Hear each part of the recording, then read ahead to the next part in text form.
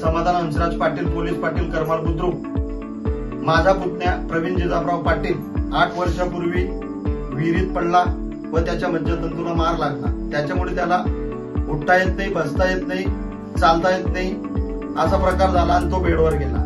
त्याच्यामुळे त्यांची परिस्थिती नसताना त्यांना दवाखान्याचा खर्च करणं हे अवघड जातं। त्याला सायकलची गरज होती, म्हणून मी श्री नित्यानंद आश्रम चे संस्थापक अध्यक्ष, पराशज्ञान शिक्षण प्रसारक मंडळाचे संस्थापक अध्यक्ष श्री रुपेश पाटील सरांना विनंती केली व त्यांनी त्याला सायकलही दिली आणि आता बेड पण दिला।